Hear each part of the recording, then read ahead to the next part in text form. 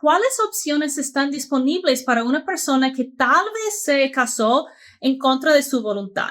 Tal vez se casó muy joven o tal vez alguien le forzó a casarse. Bueno, eso es una excelente pregunta y pueden ser diferentes cosas. Puede ser la VAWA, que está basado en problemas que ha tenido con su esposo, ciudadano o residente. Entonces, si el esposo o esposa es ciudadano o residente, eso puede ser una opción. También otra opción es la visa T. Eso es una visa para víctimas del tráfico de personas.